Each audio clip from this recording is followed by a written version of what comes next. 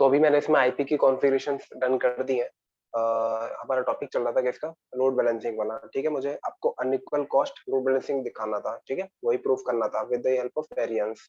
अभी क्या है, इधर इक्वल कॉस्ट ले रहा हूँ मैं। ठीक है, लिंक की बैंडविड्थ सेम है सबकी, गीगाबिट इथरनेट लिंक है, इसके साथ ही हमारा डिले भी सेम होगा, तो बैंडविड्थ सबकी सेम आएगी। तो इधर क्या हो जाएगा, इक्वल कॉस्ट लोड बैलेंसिंग। उसके बाद मैं आपको क्या दिखाऊंगा, अनइक्वल कॉस्ट लोड बैलेंसिंग। तो आईपी की कॉन्फ़िगरेशन डन कर दी है। अब मैं EIGRP की कॉन्फ़िगरेशन इंस्टॉल कर देता हूँ इस पे। तो R1 पे गया, राउटर EIGRP 100 नेटवर्क, सारी की सारी एडवर्टाइज करा देता हूँ मैं एक बार में। एक काम करता हूँ ना, लिख देता हूँ।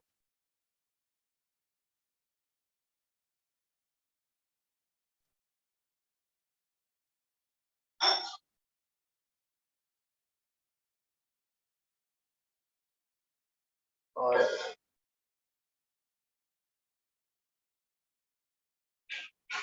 इससे पहले कॉन्फ़िग भी डालना पड़ेगा ना।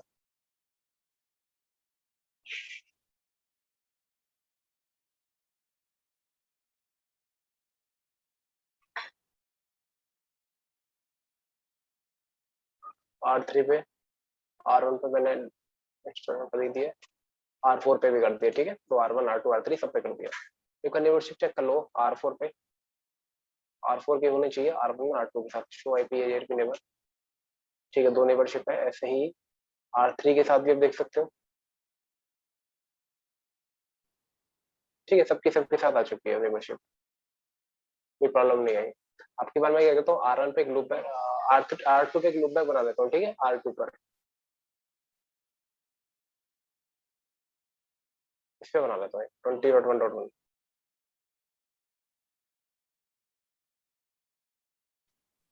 R2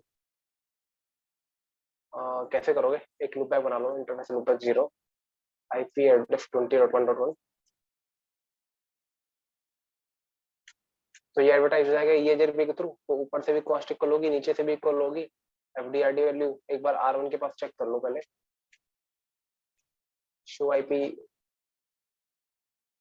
EIGRP क्या टोपोलॉजी, देखना 20 वाला prefix FD and RD equal है। क्यों, क्योंकि आपकी सारे पैरामीटर सेम है। तो ये सेम है, मैट्रिक सेम है, तो क्या होगा, शो आईपी आउट, ये दोनों पार्ट से इंस्टॉल हो जाएगा। ठीक है, तो ये लोड बैलेंसिंग हो गया, ऊपर वाले पार्ट से भी ट्रैफिक जाएगा, कुछ नीचे नीचे वाले से भी जाएगा।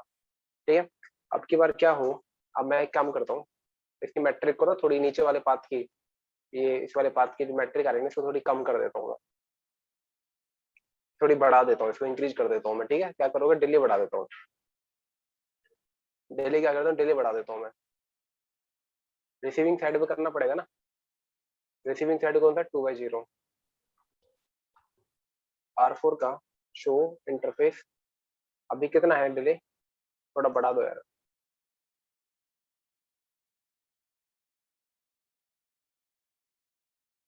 10 माइक्रो सेकेंड है।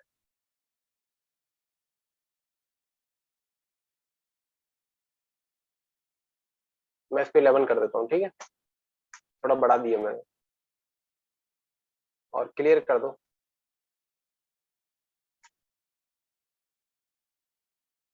नेबरशिप दोबारा रीसेट हुई है, भी रीसेट कर दी मैंने ताकि दोबारा मैसेज जाए एज सुन एज पॉसिबल। तो शो आईपी EIGRP टोपोलॉजी, अब देखना 20 वाले प्रीफिक्स के लिए। अच्छा, वो बैकअप ही नहीं बना आपकी बार, ज्यादा कम हो गई क्या उसकी।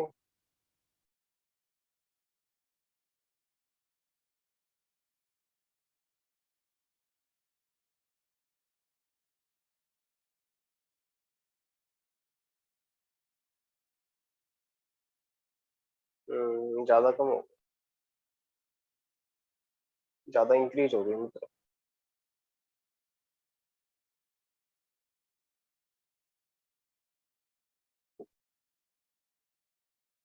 एक काम करो, R4 था ना, इंटरफेस गेट 2/0 डिले को मैं 10 ही रहने देता हूँ।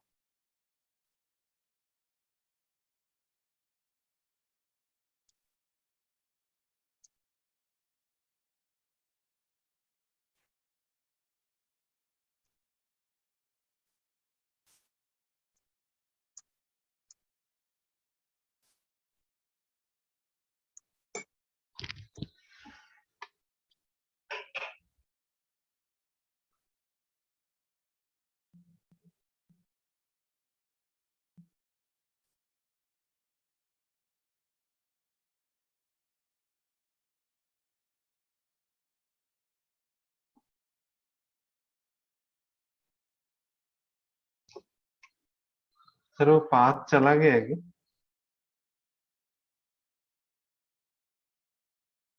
क्यों वहां क्यों नहीं रहे? वो पाथ ही चला गया है क्या डिले बढ़ाने से? राउट।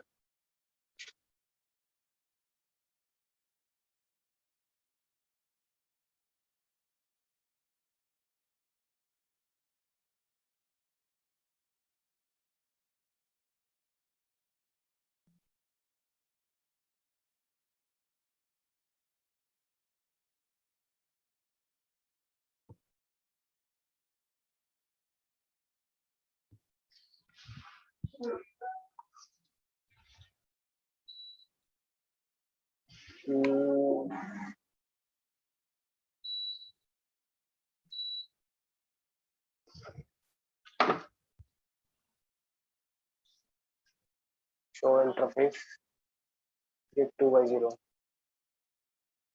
कितना डिले आ रहा है अभी? अच्छा अच्छा, ये 10 से मल्टीप्लाई करता है यार। अच्छा अच्छा, ये मैं भूल गया था आपको। जो जो भी नंबर यहाँ लिखोगे ना, वो 10 से मल्टीप्लाई कर लेगा,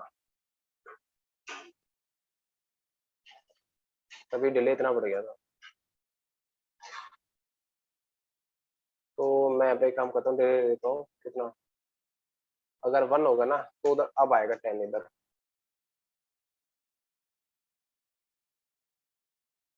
देखो अब आ गया 10। ठीक है, अब लोड बैलेंसिंग हो जाएगी दोबारा।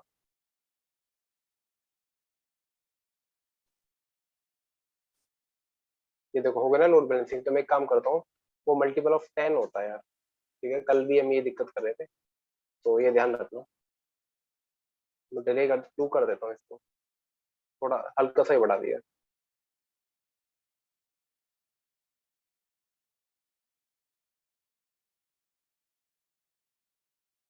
शो आईपी, ये जेआरपी टोपोलॉजी।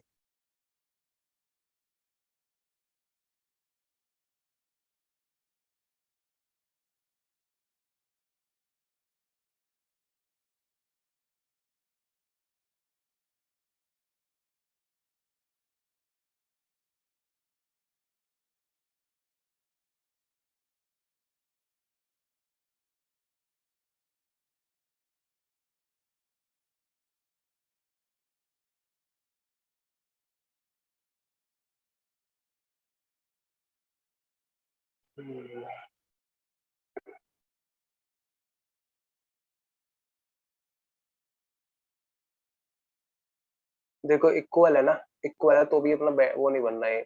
क्या नहीं बनना? Backup path. RD must be less than FD of successor. RD देखो इक्वल हो रही है, अभी भी बैकअप पाथ नहीं बनता, हमेशा लेस होनी चाहिए। ठीक है, देखो बैकअप नहीं बन पा रहा, तो क्या करोगे?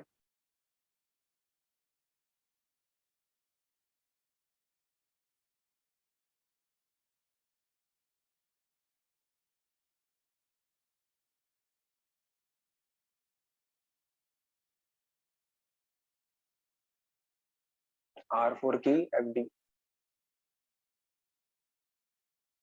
R4 चलना।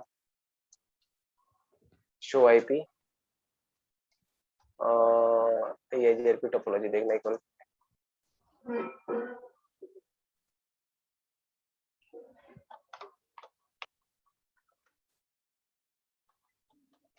ये इसकी एफडी है।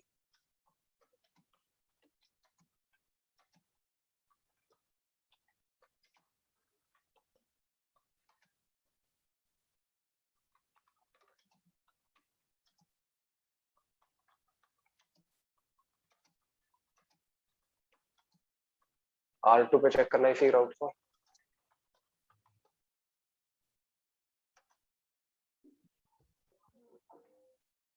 1 2 8 2 5 6।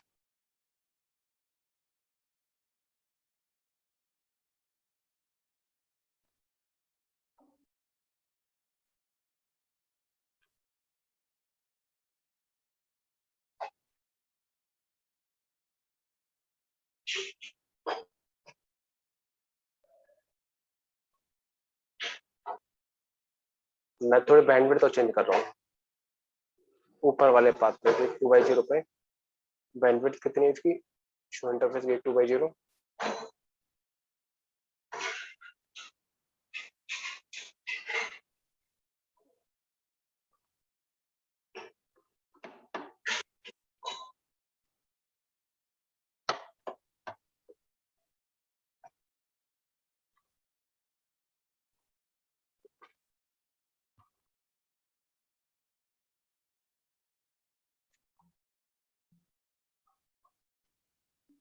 Clear IP EIGRP neighbour. अभी R1 पे चेक करना.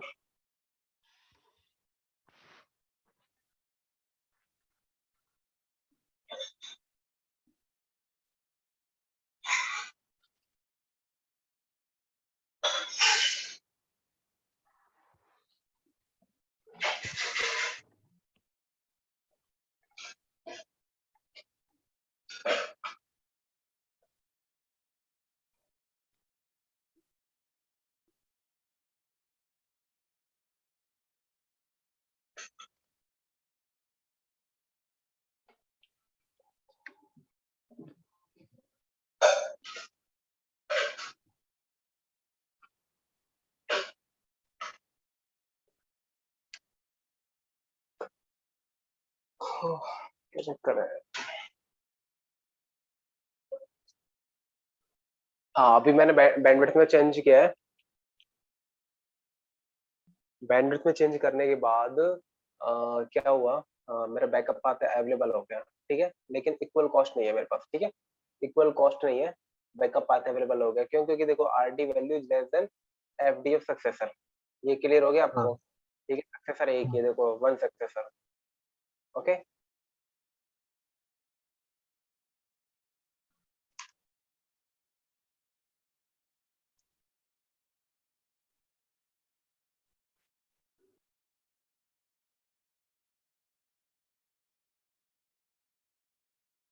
Show interface get 3/0. मैं दिखा देता हूँ आपको.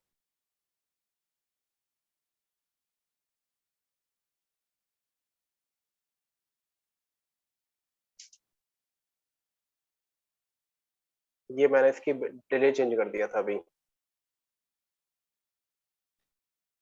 ओके. तो ये तो क्लियर हो गया ना. सर वो सो आईपी रूट EIGRP कमांड एक बार चलाइए. हम्म.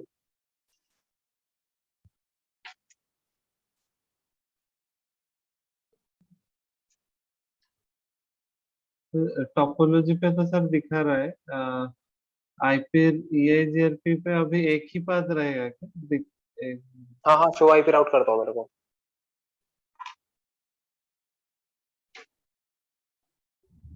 एक ही पाथ अवेलेबल है, देखो 13 वाला. राइट. ये इक्वल कॉस्ट अभी नहीं है ना. अब इसी को बनाना है नहीं. मुझे. क्या? Unequal cost per load balancing. अब मुझे यही वाले पाथ को जिसकी कॉस्ट इक्वल नहीं है ना, ये R4 वाला, यही लेके आना है मुझे. ठीक है, राउटिंग टेबल में. हाँ तो ये देखेंगे हम. ये मैंने क्या बताया था आपको, विद द हेल्प ऑफ किससे होगा? वेरिएंस की हेल्प से होगा. होता क्या है, ये देखो. Show IP AJP topology. ठीक है, ये टोपोलॉजी डेटा है. ठीक है, इस पे क्या लगता है आपका डीएल एल्गोरिदम रन होता है. डीएल एल्गोरिदम वो क्या करता है, सबसे पहले राउटिंग टेबल में इंस्टॉल करने से पहले एक फैक्टर कैलकुलेट करता है. ठीक है, वो क्या करेगा, जिसकी जो भी सक्सेसर की एफडी होगी ना, सक्सेसर की एफडी होगी, कल मैंने बताया था, एक फैक्टर कैलकुलेट करेगा. और एक क्या होगा, FD of successor into variance. By default इसकी वैल्यू कितनी होती है? 1. ओके. तो ये ऐसे सारे राउट के लिए कैलकुलेट करेगा. अब देखो 20 वाले प्रीफिक्स के लिए बात कर रहे थे सबसे पहले अभी. तो 20 के लिए क्या करेगा, फैक्टर कैलकुलेट करेगा. एफडी सक्सेसर कितनी है? ये 5888. ये देखो एफडी इज 5888 इनटू 1. तो कितना जाएगा? 5888.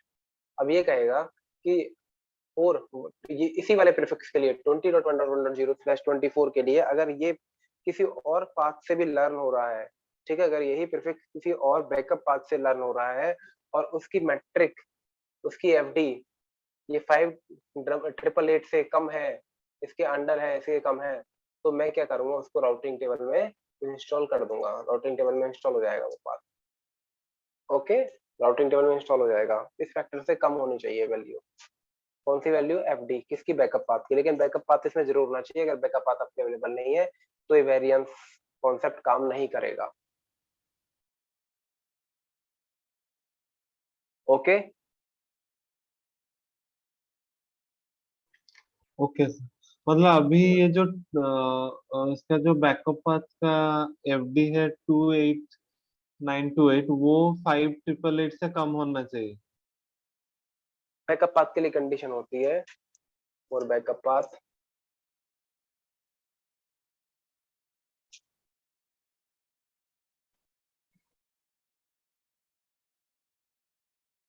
RD must be less than FD of successor.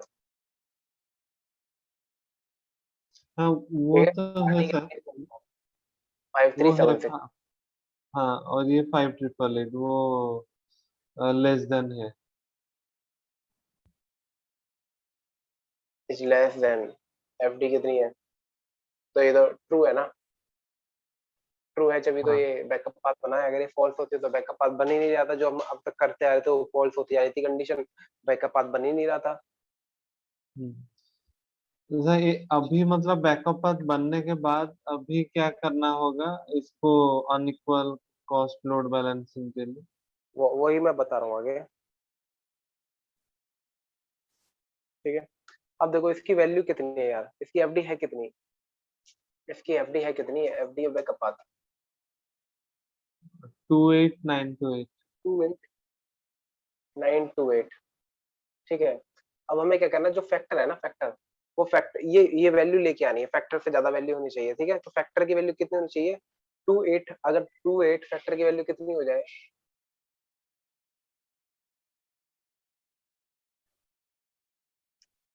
2893 929 हो जाए, ठीक है, तो ये ये राउटिंग टेबल में इंस्टॉल हो जाएगा। हमें फैक्टर से ज्यादा ही तो करनी है, फैक्टर तो ज्यादा करना है। ठीक है, फैक्टर ज्यादा करना है। अगर 28929 के अंदर जितने भी पाथ से ये ट्रैफिक रिसीव हो रहा है, कौन सा वाला 20.1.1.0/24, वो राउटिंग टेबल में इंस्टॉल हो जाएगा। ठीक है, तो हमें वैल्यू कितनी बनानी है, मिनिमम कितनी बनानी है, 28929 बनानी है मिनिमम। भाई इतना तो होना ही चाहिए ना, कंडीशन सेटिस्फाई कराने के लिए, ये बैकअप वाला पाथ राउटिंग टेबल में इंस्टॉल करने के लिए। तो 28929 इतना फैक्टर होना चाहिए। बात समझ में आई नहीं आई? हाँ सर। ठीक है, तो ये वाला फैक्टर बनेगा कैसे? फैक्टर कैलकुलेशन क्या फैक्टर की? इंटू 6 करें। वेरिएंस। ठीक है, एफडी तो आपकी चेंज होगी नहीं, एफडी सक्सेसर तो चेंज होगी नहीं, वो तो फिक्स है 5888। तो आप इस वेरिएंस को चेंज कर सकते हो। अगर आप 2 रखोगे तो कितने आएगा, 10,000 समथिंग आएगा। ठीक है, 10,000 के अंडर है वैल्यू, 28,000 नहीं है तो भी नहीं बनेगा। अब 3 रखोगे कितने जाएगा, 15,000। 4 रखोगे कितना जाएगा, 25। 20। 5 रखोगे कितना जाएगा? 4 रखेंगे तो 25, रखेंगे तो 25। अगर आप 5 रखोगे तो कितना जाएगा, ये आ जाएगा 39, 44, 29। ठीक है, इतना जाएगा 29,400। अब 29,440 से तो ये कम है ना, 28928। हाँ। ओके, तो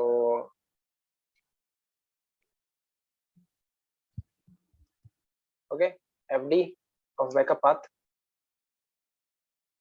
लेस देन फैक्टर।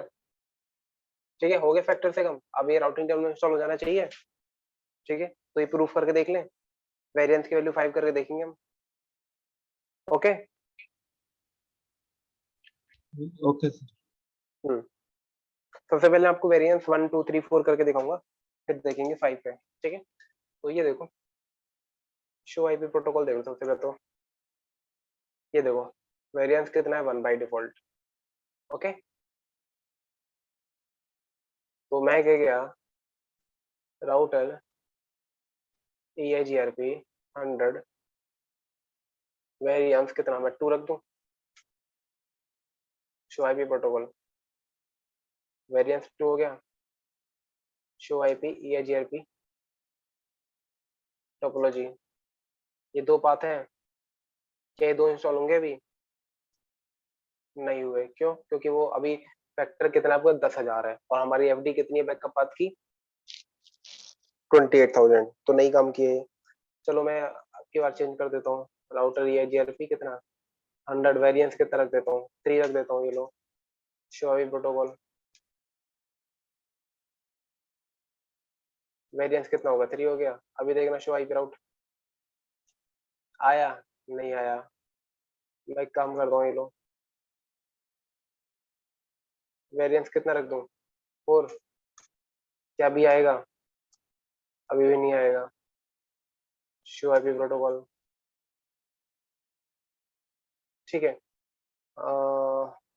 अब मैं काम करता हूँ, वेरिएंस की तरफ 5 रख दूँ, शो आईपी प्रोटोकॉल वेरिएंस 5, ठीक है। शो आईपी एजएलपी टोपोलॉजी, ये दो पाथ थे, अब तो कंडीशन सेटिस्फाई हो जानी चाहिए। शो आईपी राउट, ये देखो आ गया बैकअप पाथ, आ गया बैकअप पाथ। कॉस्ट क्या है? अनइक्वल है ना, एक की एफडी कितनी है 28,000, एक की कितनी है 5,888, फिर भी क्या आ गया? शो आईपी एजएलपी टोपोलॉजी में देखो सक्सेसर कितने हैं 1, एक ही सक्सेसर है जिसकी एफडी कितनी है 5,888, लेकिन आपने अनइक्वल कॉस्ट पे भी लोड बैलेंसिंग कराई हुई है with the help of variance. तो ये बात क्लियर है? हाँ हाँ क्लियर, अनइक्वल। अच्छा अच्छा, हाँ फिर भी लोड बैलेंस है, हाँ क्लियर है सर। हम्म। और मैं एक काम करता हूँ, R2 पे एक और लूप बैक बना देता हूँ, लूप बैक 1 40.1.1.0,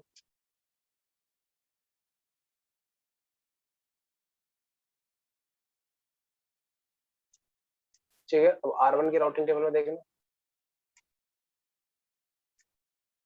40 वाले के लिए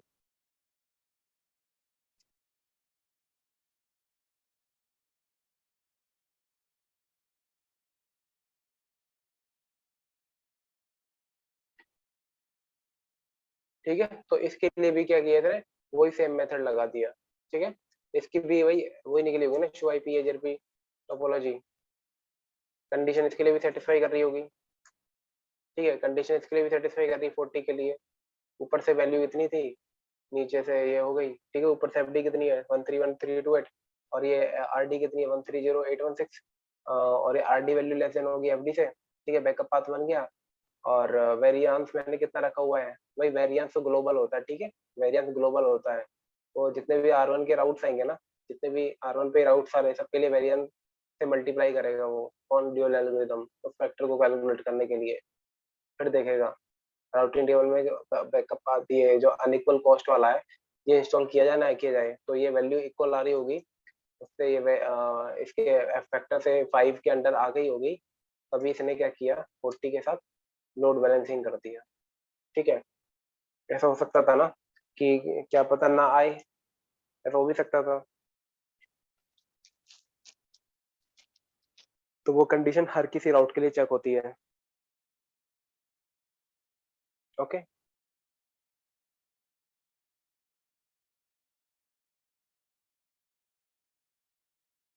चलो फिर आगे मैं टॉपिक कराता हूँ आपको, कौन सा समराइजेशन करा देता हूँ, एक बार समराइजेशन।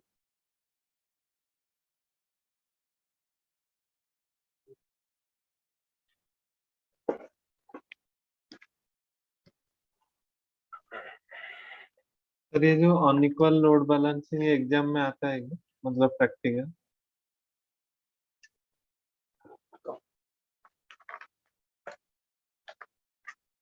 समराइजेशन का क्या मतलब है आपको बताता हूँ मैं। जैसे आप लोग कॉमन आपका वो सरनेम यूज करते हो ना, सरनेम यूज करते हो ना आप लोग, ठीक है। वो उससे क्या होता है, with one word you can describe your family, okay.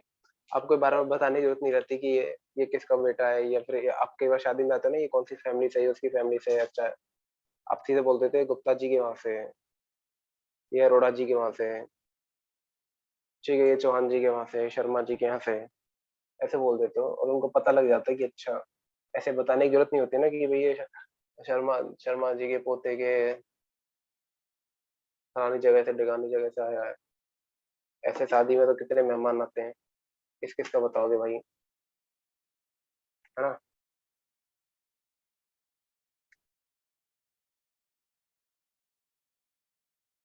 किस किस का बताओगे। तो यही है। तो इधर समराइजेशन वही कॉन्सेप्ट है, सेम टू सेम। तो बताओ आपको, कोई दिक्कत तो चेक करते हैं ना।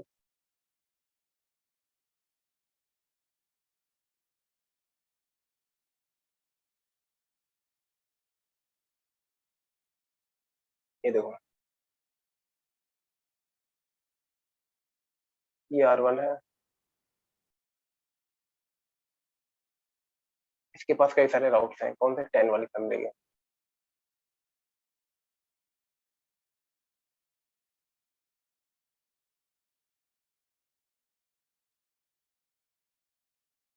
.3 भी है, 10.1.4.0/24 है।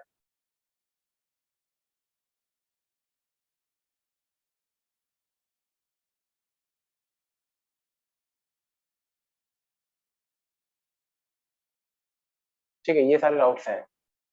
अब ये क्या होंगे, ये R1 है, ये R2 है, ये R3 है, ये R4 है। R1 से R2 की तरफ जाएंगे, R2 से R3, R3 से R4। ठीक है, कोई दिक्कत आई, कोई दिक्कत नहीं आई। अब ये राउट्स कितने हैं यार, ये 7 राउट्स हैं। ठीक है, 10 वाले प्रीफिक्स के, अब देखो बार बार ये जाएंगे वाले राउट्स, ठीक है। ये बार बार ये जाएंगे यहाँ से R1 से R2। ये एक ही प्रीफिक्स है हमारे, तो हमारे पास एक मेथड है कि हम इनका क्या कर सकते हैं, इनको एक ही एड्रेस में सेग्रीगेट करके भेज सकते हैं। ठीक है, इनको एक ही एड्रेस में, इनको क्या कर सकते हैं, एक ही एड्रेस में हम इनको सेग्रीगेट करके भेज सकते हैं। मैं क्या कर सकता हूँ, 10.1.0.0/16 इसको भेज दूँ, ये मैं बताऊंगा कैसे एड्रेस निकाला, ठीक है। इसको सिर्फ एक ही एड्रेस में भेज सकता हूँ, R1 to R4।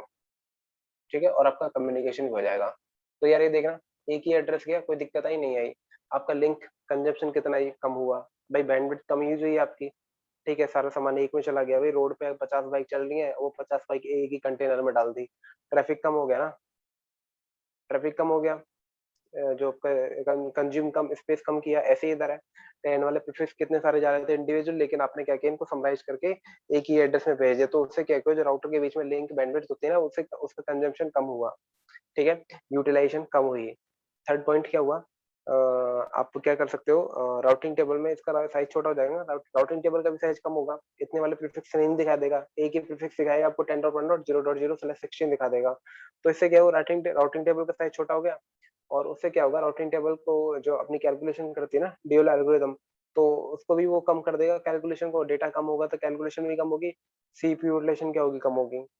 ठीक है, तो इसलिए हम क्या करते हैं, समराइजेशन का यूज करते हैं। ठीक है, इसलिए क्या करते हैं, हम समराइजेशन का यूज करते हैं। ओके, आपने समरी एक शॉर्टकट में भेज दिया राउटिंग टेबल से राउट, ताकि आपके जो यूटिलाइजेशन है, वो सीपीयू कंजप्शन है, वो कम हो। ओके, और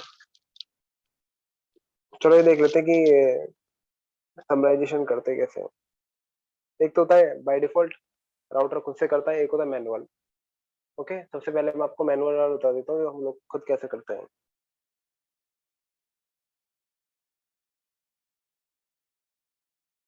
ये देखो,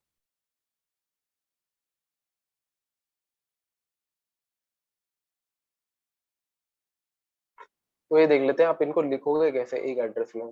ठीक है, वो एक इसकी कैलकुलेशन देख लेते हैं, ये कैसे लिखोगे।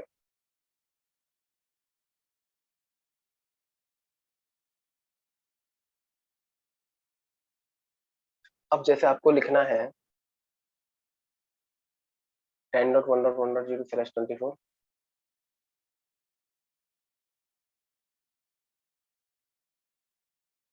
ठीक है, इनको लिखना है, इनको एक समरी एड्रेस निकालना है। अभी इनको क्या बोलोगे एक सिंगल लाइन में। तो देखो, सबसे पहले देखो ये कॉमन कौन कौन से इसमें कॉमन कितने डिजिट है। ठीक है, ये वाला पार्ट तो कॉमन ही है, ये वाला पार्ट क्या कॉमन है, तो इसको तो भूल जाओ। ठीक है, चेंजिंग कहाँ से हो रहा है, यहाँ से हो रहा है, 1 2 3, यहाँ से चेंज हो रहा है ना। तो 1.1.2, डॉट थ्री, यहाँ से चेंज हो रहा है आपका, डेल्टा यहाँ से आया है। अब इनका क्या लिख दो, बाइनरी में इनको लिखना स्टार्ट कर दो 0 1 के फॉर्म में, ठीक है। तो 1 को कैसे लिखोगे, मैं आपको वो लिख देता हूँ, 1 2 4 8 16 32 64, और ऐसे तो लिखते हैं, होगी 7 बिट, ठीक है। अब 1 है, 1 को कैसे लिखोगे, तो ये सारी बिट 0 कर दोगे, ये आपका 1 हो गया। 2 को कैसे लिखोगे, 2 वाली बिट ऑन कर दोगे। और 3 को कैसे लिखोगे,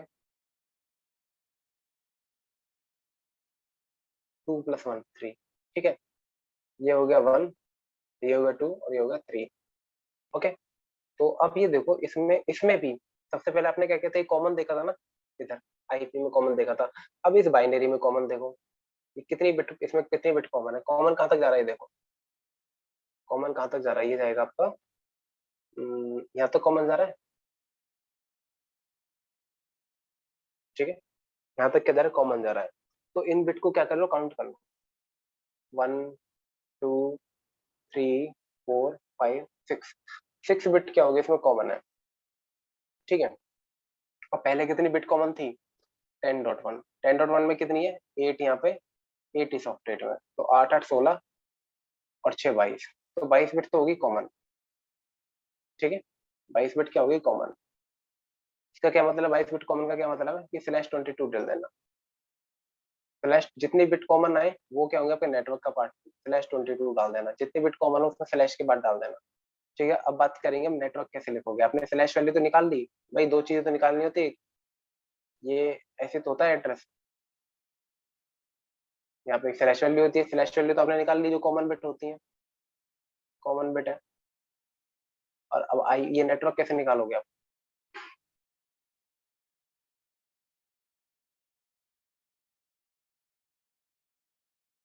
जो कॉमन वाला पार्ट है सबसे पहले वो लिख दो,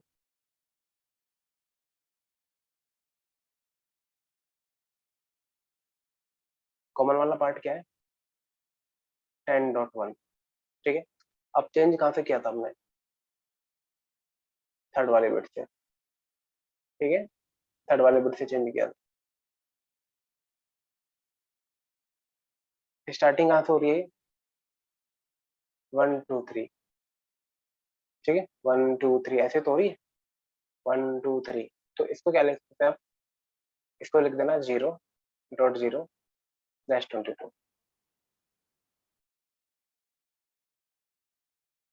ठीक है।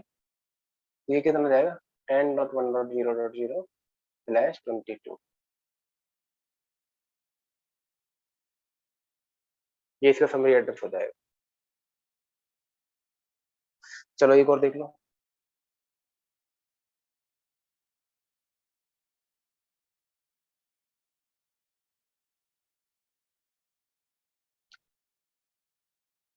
क्या हो, 10.1.4.0/24 हो,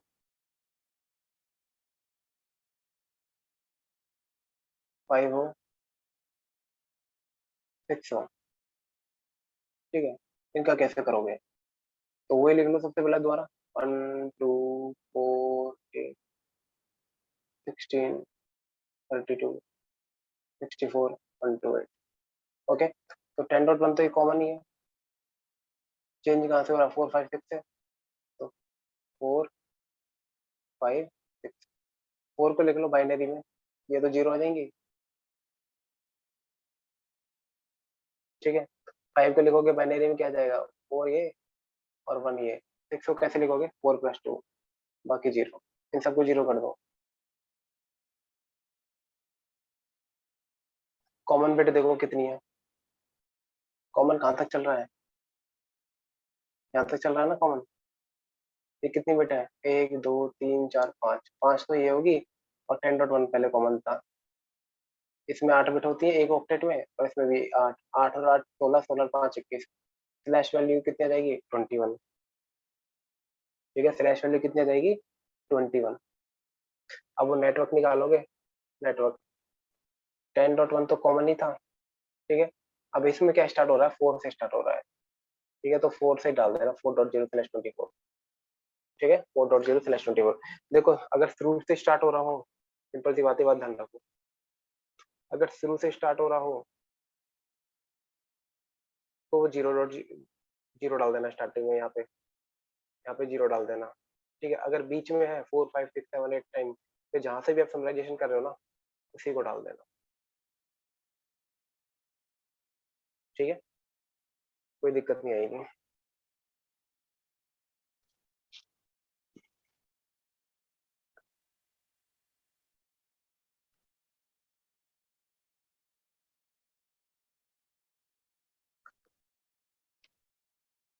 किसी को कोई दिक्कत है इसमें, बता दो मेरे को।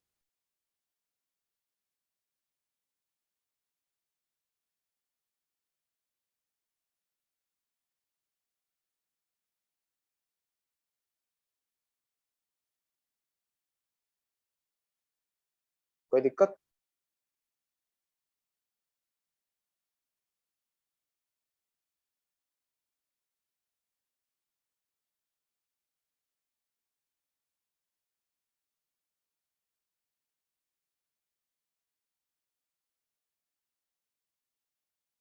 ठीक है, तो कल आप समराइजेशन करके आना, इनके समराइजेशन देता हूँ मैं आपको कुछ।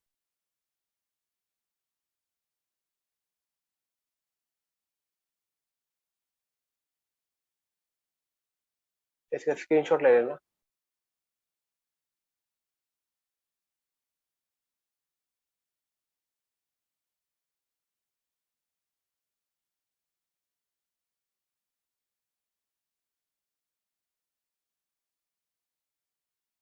एक तो ये है,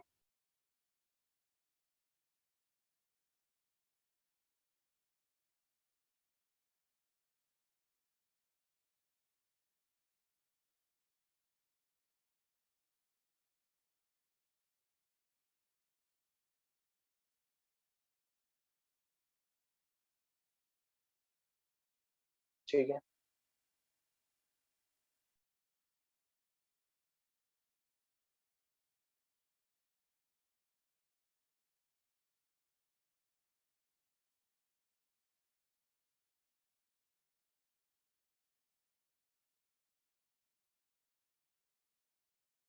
इनके समराइजेशन कर लेना कल, मुझे बता देना, सिंपल लैब कराऊंगा।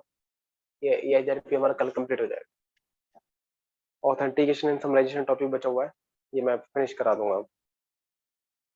ओके, इनका मुझे समराइजेशन चाहिए कल आपसे।